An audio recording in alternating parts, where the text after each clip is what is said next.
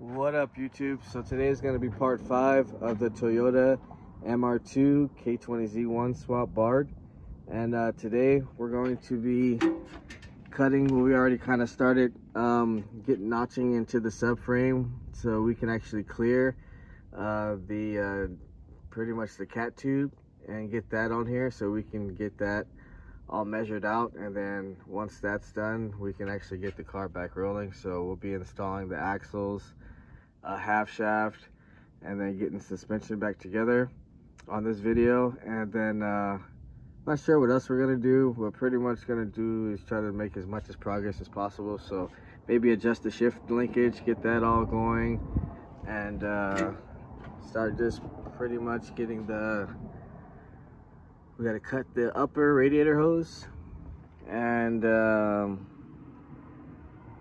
see, get the fuel line on here. A little simple stuff we can get going, and hopefully we also got to do the K20 upper pulley. Maybe we can, if we don't get it started this video, definitely the next one, but we're gonna try to at least get it rolling and get as much stuff done as possible, so that the next video it will be starting. So we'll go ahead and start pretty much finish notching the subframe. Once it all clears, then we'll get it back reinforced, and then we'll start getting the axles and half shaft on it.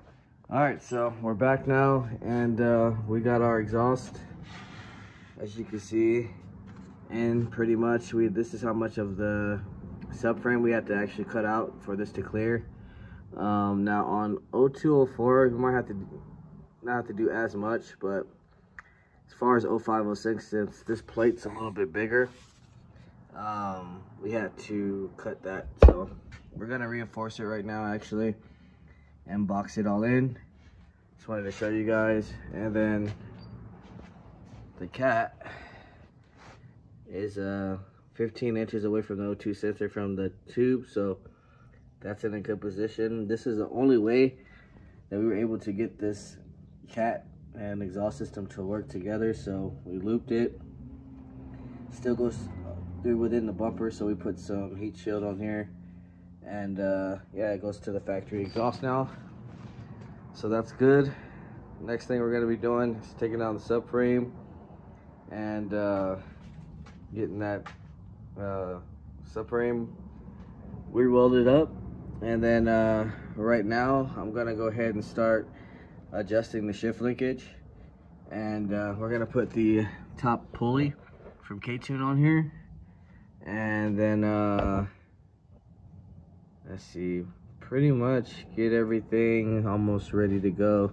I'm gonna start connecting. I kind of started connecting this hose. I just got to put the clamp on there now, and I have to cut this hose right here, put the adapter on there, so we can pretty much make it a little bit shorter, and then we can run the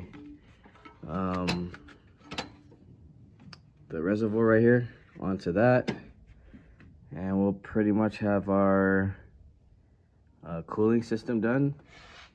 And then we still got to do the intake on here, and that should be pretty much it for this video. But I'm gonna go ahead and put the pulley on, start messing with the shift linkage, get it adjusted so it shifts perfect, and then we'll come back and see what we're gonna do next.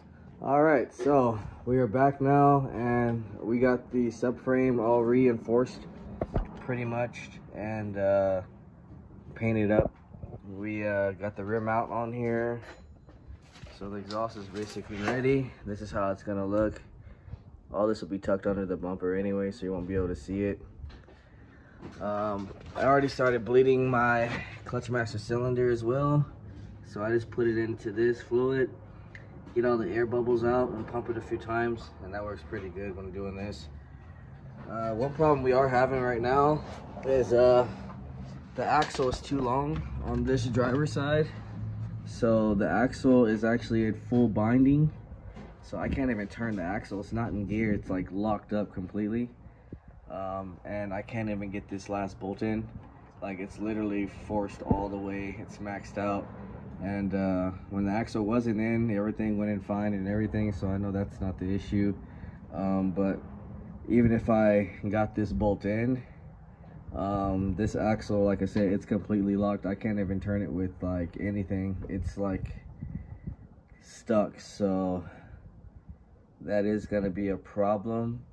I guess we'll talk to whoever we ordered them from. I think it's Map or Monkey Wrench that sent us these axles. But passenger side worked out fine, but this driver side has, like, I've been working on it for a couple hours and it's just not working. So we're gonna have to figure that out, but we will still continue on to the next video of getting the wiring and everything, so stay tuned for that. I went ahead and finished the hoses right here. So we got our upper hose, our radiator hose, heater hoses, reservoir hose. Our fuel system is connected. Yeah, it's pretty much ready for just wiring and startup after this. Out the shift linkage is shifting perfect now. I'll show you guys that. So it took me a minute, but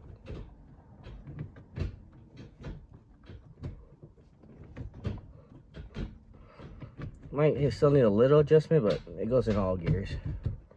So that's ready. I was gonna put it back on the wheels, but like I said, I can't get this axle out, so we're gonna have to figure that out. Other than that, that's pretty much it for today. I also got the pulley on. I'll just have to measure it and get the exact size for you guys for if you're running AC or not. And I also did the brake booster hose, so that's all connected. I just gotta put the clamp right there. But yeah, other than that, guys, stay tuned for the next video. Hopefully we can get this thing started on the next one and have that axle figured out, hopefully ship back out and figure out why it wasn't fitting in. So if you haven't, like, share, subscribe, comment, let me know what you guys think, and I'll see you guys on the next one.